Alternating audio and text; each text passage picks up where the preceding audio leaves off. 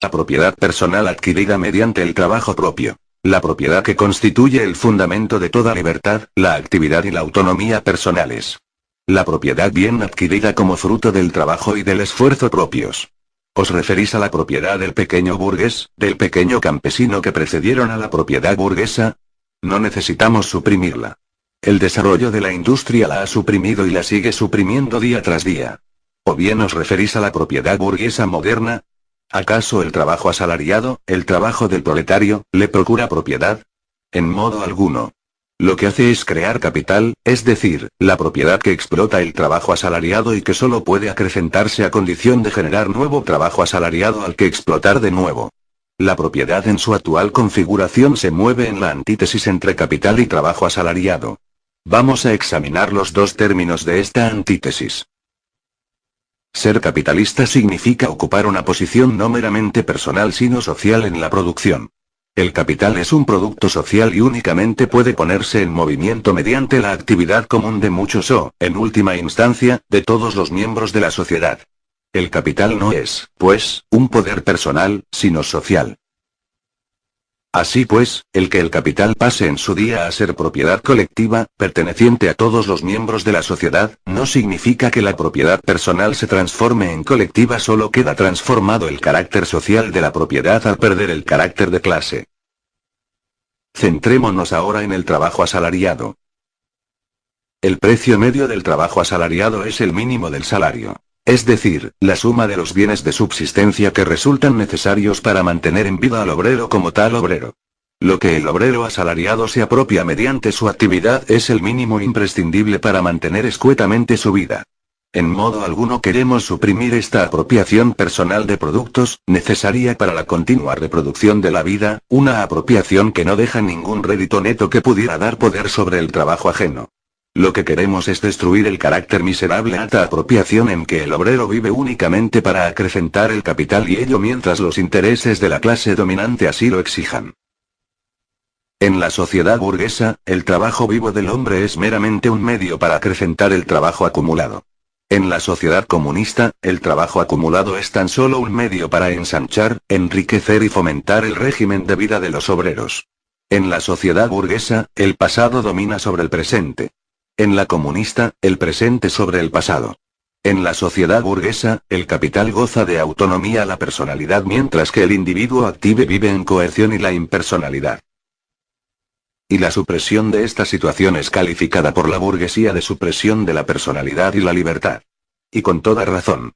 Se trata, eso sí, de la supresión de la personalidad, la autonomía y la libertad burguesas.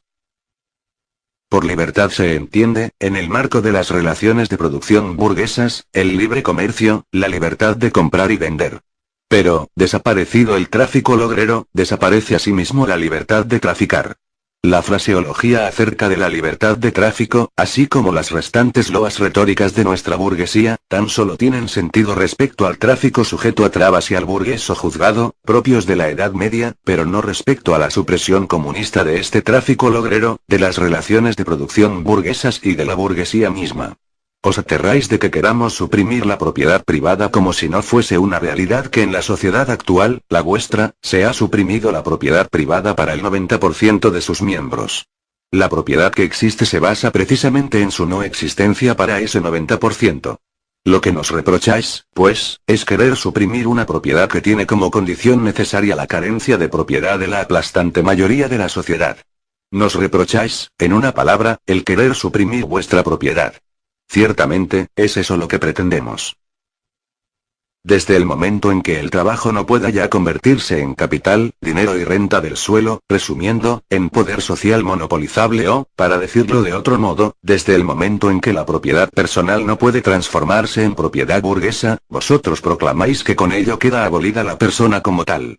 De este modo, reconocéis que vosotros únicamente entendéis por persona al burgués, al propietario de la burguesía.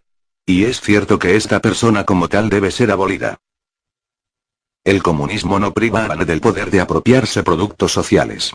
El único poder que suprime es el de hacer de esta apropiación el yugo que permita sojuzgar el trabajo ajeno. Se ha objetado que con la supresión de la propiedad privada se paralizaría toda actividad y reinaría la indolencia general. Según esto, la sociedad burguesa se habría hundido ya víctima de la haraganería, pues los que en ella trabajan nada adquieren y los que en ella adquieren no trabajan. Esta objeción se reduce íntegramente a la tautología de que, una vez desaparecido el capital, desaparece, por consiguiente, el trabajo asalariado. Todas las objeciones lanzadas contra la forma comunista de apropiación y producción de bienes materiales se han hecho extensivas a la apropiación y producción de bienes culturales. Del mismo modo que el burgués piensa que el cese de la propiedad clasista equivale al cese de la misma producción, piensa asimismo que la supresión de la educación clasista equivale prácticamente a la supresión de la educación sin más. La educación, cuya pérdida lamenta el burgués, no es otra cosa, para la aplastante mayoría de la población, que el adiestramiento para el manejo de la máquina.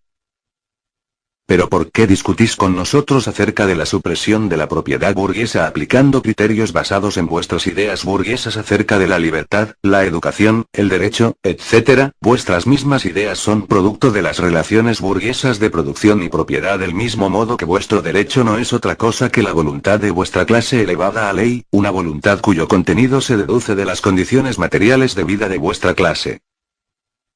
Esa idea interesada que os hace convertir vuestro régimen social de producción y propiedad, régimen transitorio en cuanto que resultado de la historia, en una ley eterna de la naturaleza y la razón, la tenéis en común con todas las clases dominantes ya periclitadas.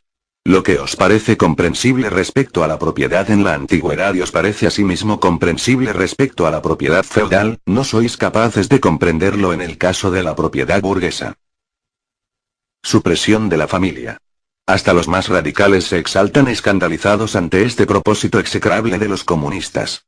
¿Pero en qué se basa la familia actual, la burguesa? Se basa en el capital, en el lucro privado.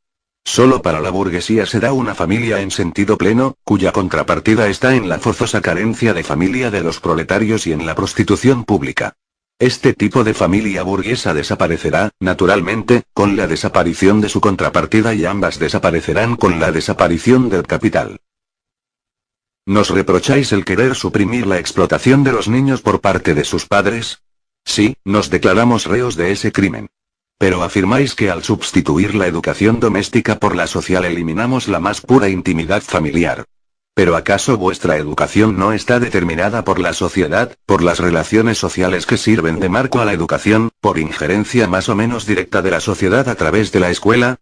Los comunistas no han inventado la influencia de la sociedad en la escuela. Lo único que pretenden es modificar su carácter sustrayéndola al influjo de la clase dominante.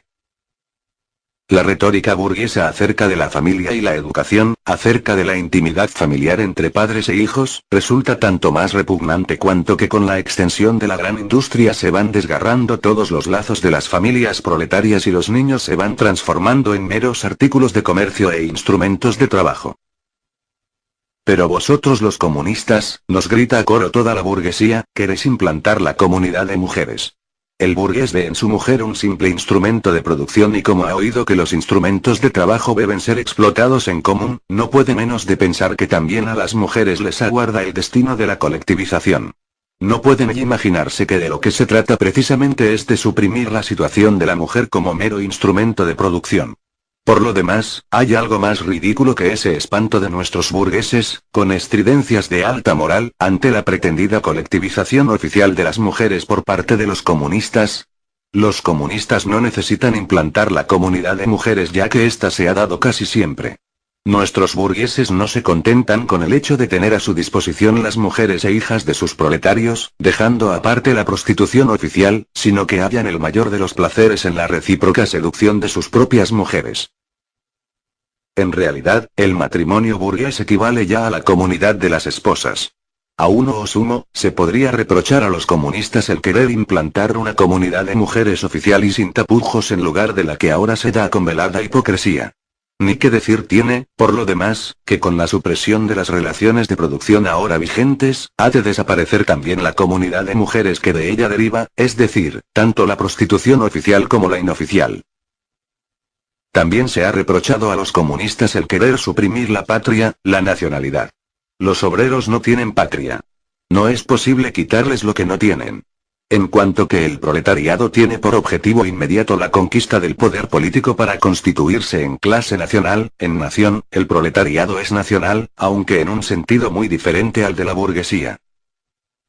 Ya el desarrollo de la burguesía, con la libertad de comercio, el mercado mundial y la uniformización de la producción industrial y de las correspondientes formas de vida, va haciendo que se esfumen paulatinamente los aislamientos y antagonismos nacionales.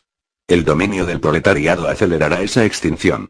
Su acción conjunta, por lo menos la del proletariado de las naciones más civilizadas, es una de las primeras condiciones de su liberación. A medida que se vaya eliminando la explotación de unos individuos por otros, se irá eliminando paralelamente la explotación de unas naciones por otras. Desaparecido el antagonismo de clases en el interior de una nación, desaparecerá la actitud hostil de unas naciones para con otras. Las acusaciones lanzadas contra el comunismo desde el plano religioso